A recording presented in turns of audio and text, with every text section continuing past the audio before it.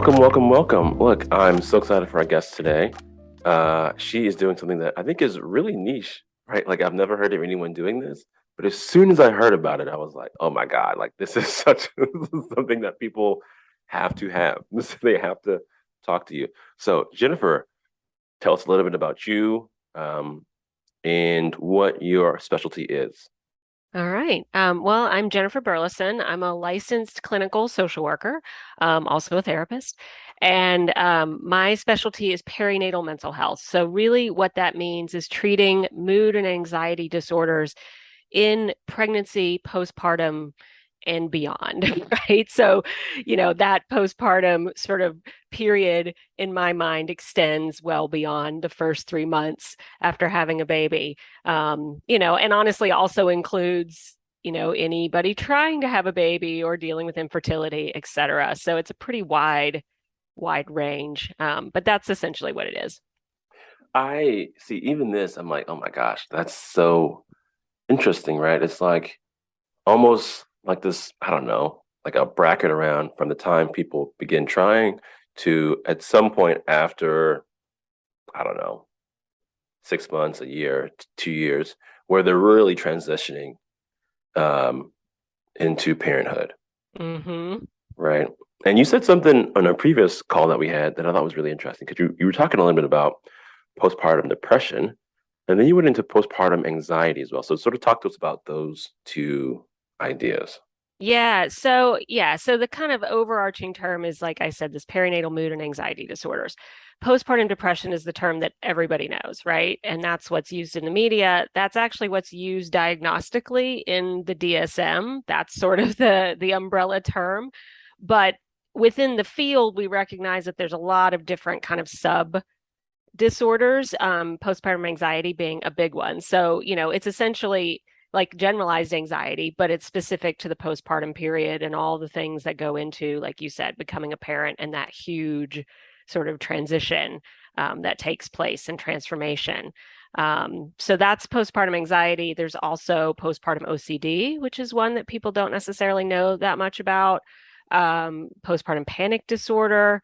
So it can, postpartum stress disorder, which is similar to the other PTSD, but, deals more with like birth trauma or, any kind of life-threatening or, situation during birth, etc. Postpartum bipolar disorder, postpartum psychosis, which is, the really rare, scary one, that thankfully we don't deal with that much, but it's important for people to understand that it's there. And I think, especially for new parents, it's not something that people really get talked about because it is a scary thing to even contemplate. But that's, part of my work too is just kind of educating people so they understand that it's not just postpartum depression. There's really all these kind of sub issues that can come into play, and, knowing what to look for, right, as a new parent, and what might be a mental health crisis versus what's just kind of baby blues, right, which is essentially the first 2 to 3 weeks after you have a baby when your hormones are going wild, and it's expected to be emotional and tearful and happy 1 minute, sad the next. All of that is totally normal. But if that doesn't resolve within the first month, let's say, you might be dealing with a perinatal mood and anxiety disorder. So so part of what I try to do is just let people know about all those different distinctions. I love that you said that because I think people often have a question of like, how do I know? Right? Like, Yeah. I'm not sleeping anyway, so what does it Right. matter? You know what I mean? And Right. I Yeah. think you're giving us a little bit of a clue of, well, part of that is time.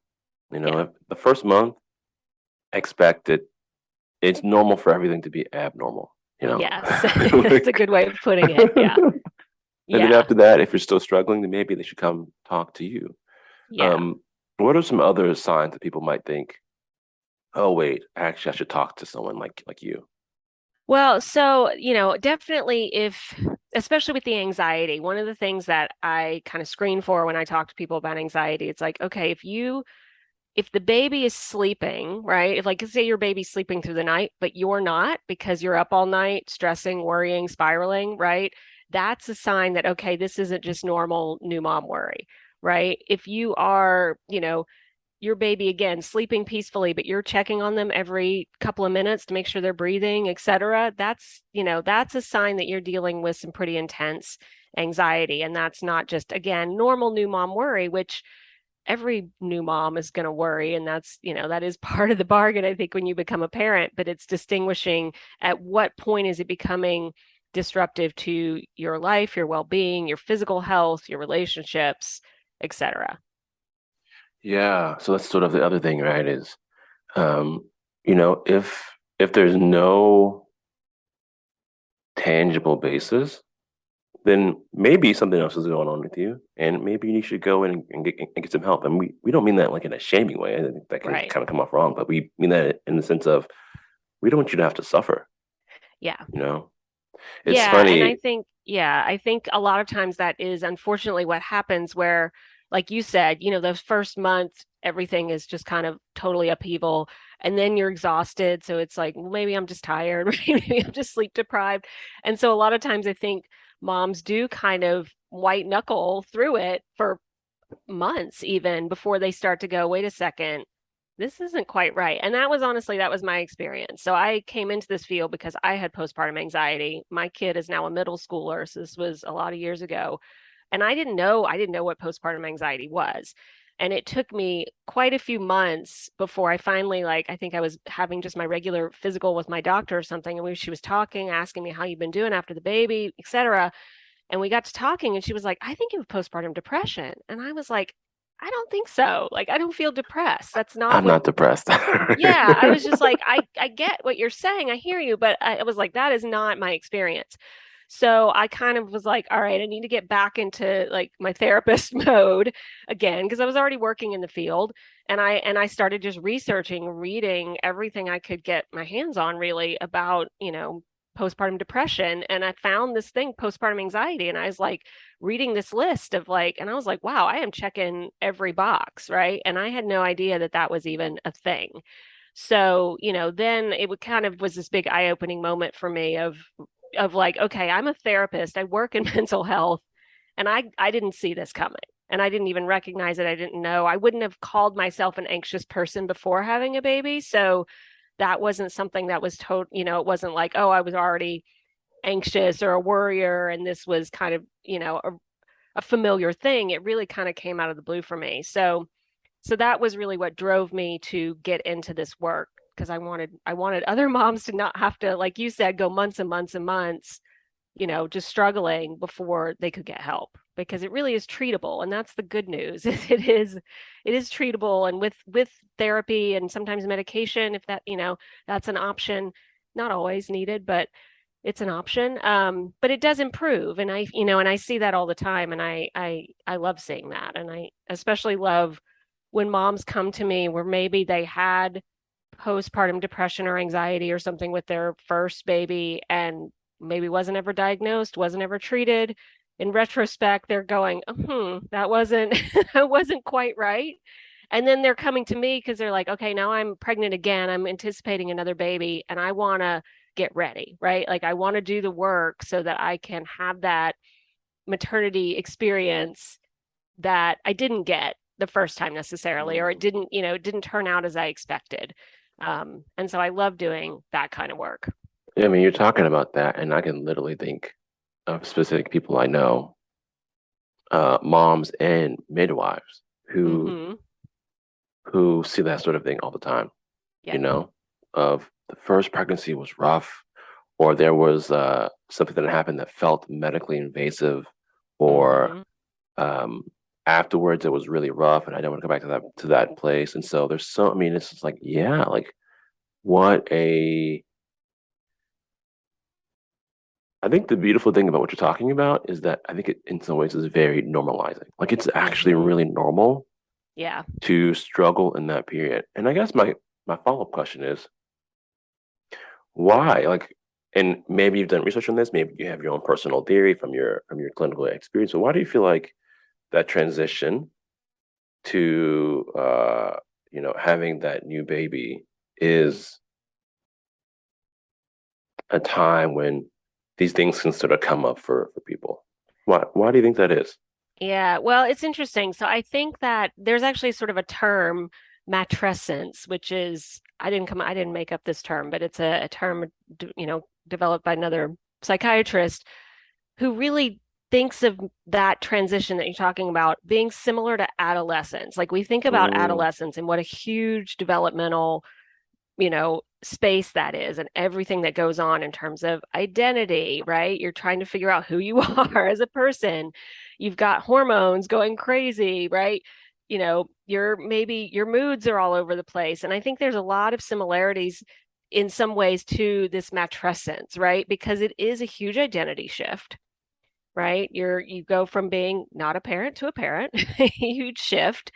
It brings up a lot of questions in terms of what are my values, what are my priorities, right? Things that maybe seem super important before you have a baby, suddenly they're less important. And that could be in terms of work or things like that people don't always see coming, and it can bring a lot of upheaval. Obviously, relationships change quite a bit, and that's not just with your partner, that could be with your parent, that could be with friends, right? Like there may be conflicts if you are the first in your friend group to have a baby and everybody else is still in that, kind of like newlywed or single phase of life. Like suddenly that's a big, difference, and it can cause some friction. So, similarly to adolescence, this period of time, I think, really touches on every aspect of life in a unique way. And it's also, we talk about it as a transition, but as a transition, it couldn't be more abrupt, right? Because it's mm. literally one day to the next. But yet it's this process that, you're supposed to kind of like this 3 month mark of like, okay, in 3 months, I don't know who arbitrarily decided 3 months, you're supposed to kind of be like back to yourself, or right? Well, it's been 3 months, so you should be fine. Right. You should be fine. Like you should have all this figured out by now. Yeah. I mean, I think you're touching on something that is really important. Obviously, as we've been talking, I think you're aware of the fact that I'm a man, and so Hmm. like I Yeah. I know that I miss things when it comes to the female experience. So sort of as soon as you said that, I was like, oh my God, of course, because I think for women, all of the big transitions are like these huge transitions on different levels, right? You have the identity level transition, whether it's from being a kid through puberty, right? Or whether it's Hmm. into being a mom, or even like being menopausal. Like those are all physical things that totally change your body and your body chemistry. Hmm. You have the identity level transitions. You have the community level transitions. Yeah. And I don't feel like, at least for myself, I don't feel like I feel like after puberty, at least most guys, we just go about our lives and just keep it like we don't. Yeah. So hearing you talk about this is so enlightening because it's like, oh yeah, it's a totally different experience. Totally different Yeah. experience. So here's my last question for you. Um, what's a common misconception people have about um, the perimenopausal period? No, I didn't say that right. Perinatal. Perinatal. There we go. Perinatal period. Right. If you could wave your magic wand, people would know this one thing or these two things about Yeah. this transition. What you wish they would I know. mean, I think you kind of actually touched on it earlier, is that I think that it is normal for it to be hard, right? Like that actually is the norm. This idea that, it's supposed to be this kind of blissed out bonding with your baby, enjoy every minute kind of experience is, it's just not real. And I think that, like you said, to just normalize the fact that this is hard because it's hard. It's not hard because you're doing it wrong. It's not hard Mm, because you're failing. It's not hard because, all of these things that moms put on themselves heap on this guilt and this blame unnecessarily, right? And I think it's that for a lot of women, just hearing that, like, oh, okay, this is just hard because it's hard. It's not me, right? This is something happening to me. It's not something I've done to myself or to my family, is can be quite, you know, powerful. And I feel like that's the big message, right? Like it's okay to not be okay, and yeah. you said that, and it made me think of Amelia Boone. I don't know if you know who that is. Mm-mm. She's like one of the top Tough Mudder athletes on the planet, right? Tough. So they do like I think they Yeah. they do 10Ks. there are also obstacle races, and she got like second, like in the world, Wow. not just Yeah. for women, but in the world. And I was thinking about her, and I was thinking, if she's running this race, climbing these mountains and wading through mud and climbing up, she's not thinking, man, this is so hard because I'm failing. She's thinking this is hard because it's hard. Right. Like Yeah. it's designed to be Yeah, because this difficult. is an enormous feat, right? Like, Yeah. yeah. And so Yeah. that's what's happening, right? Like, oh yeah, it's hard because you're trying to do all of these things at the same time that you've never done before, and you're exhausted, Right. and someone's screaming in your face. Like, yeah, it's hard. Right, right, exactly. Like all of these things. And everybody around you is basically saying, like, aren't you like, isn't this the best the best experience of your life? Like, it's easy to interpret that as, well, what's wrong with Oh my me if I'm gosh. not, you know, Those are my enjoying. favorites because I've stopped saying to people, yes.